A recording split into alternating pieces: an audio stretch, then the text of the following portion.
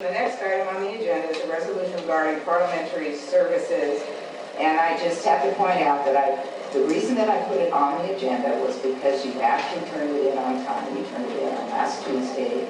You turned it in on time, so I put it on the agenda, but you have no authority to hire anybody, so it's illegal.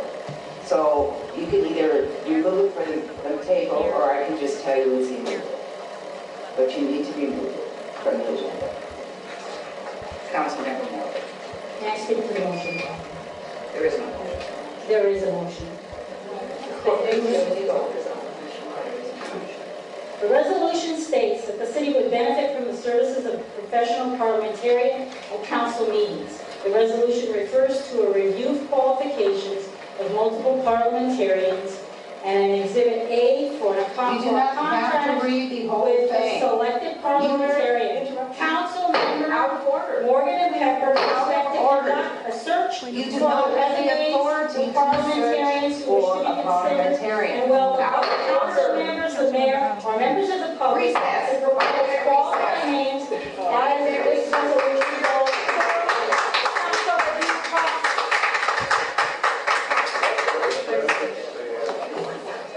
I make a motion to accept the consent.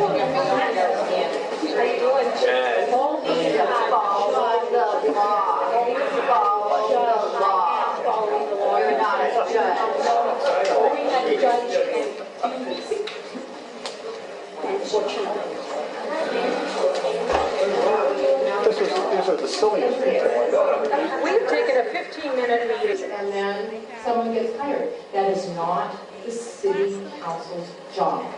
Our job is to pass resolutions and ordinances, not ask permission in an ordinance. You don't have to do that. You guys create so much extra paperwork. So you don't have to, we have no need for a parliamentarian, and it's illegal on its face. I just want to make a statement that it's not unusual for Councilmember Pepper. I don't need a parliamentarian.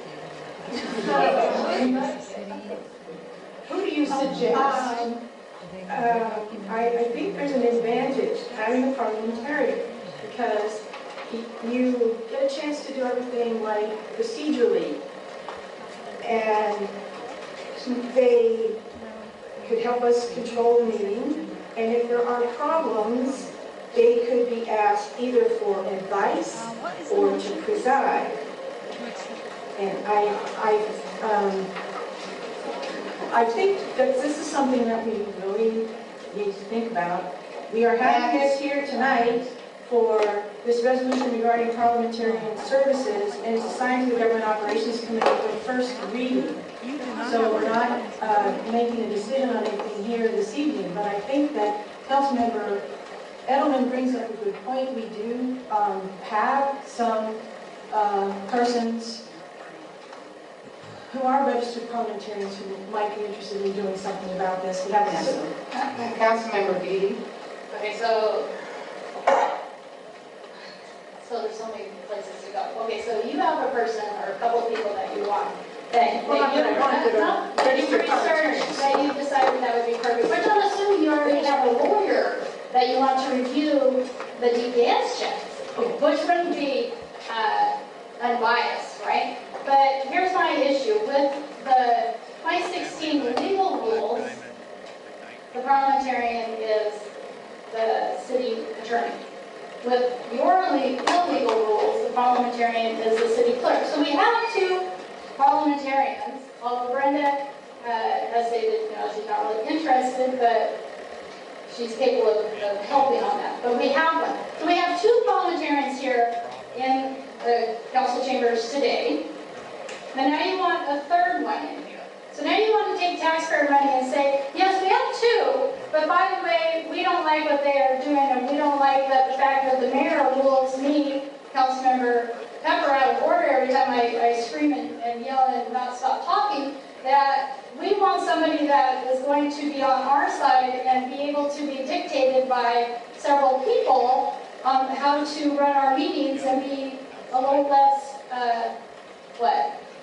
a little less forceful, a little less demanding, that you stay within your quorum. So I don't understand why you want to have taxpayer money pay for another attorney to look at DKS, or to now hire a parliamentarian that comes to every single council meeting, and is also somebody that's going to come to every committee meeting. I mean, you're wasting so much taxpayer money. It has to be true that you guys really want to bankrupt the city. I don't know where else you're going. We're getting far from the question. The only thing we're trying to do is have a meeting. It's really hard to have a meeting when you disrupted all of this time. Councilmember Pepper, you have no authority to hire a parliamentarian.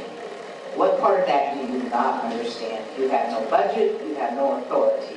If you do decide to vote on this, I will deny it. You have no authority. So the best thing for you to do would be to remove it from the agenda. I was kind enough to put it on the agenda because you actually turned something in on time for a change. I put it on the agenda to give you an opportunity to debate. Councilmember Moore. There's one thing that is becoming extremely clear to me. This chairperson of this council meeting, it is a council's meeting, this chairperson of this council meeting would rather not have a registered parliamentarian who was up on making the rules of order for the parliamentary rules of order for proper debate be the ruling order in this chamber, because then she couldn't do the things that she's doing that are overreaching into the council's authority. She has duties and responsibilities in these council chambers as the leader of, as the presiding officer at the council meeting. But the authority at the council chambers belongs with the council. And for everybody out in the audience, what you need to remember is the council is not allowed to talk to each other in a 5-member body all together, except in front of the public in these council chambers. Otherwise, it is a violation of the Open Public Meetings Act. Councilmember Adams. Mayor, I have the floor. First of all, I want to make it perfectly clear that since January 7th was our very first meeting, when we can't even get through a roll call before chaos starts. It's been every single meeting. I understand you're not professional politicians. I don't expect you to be. But with all due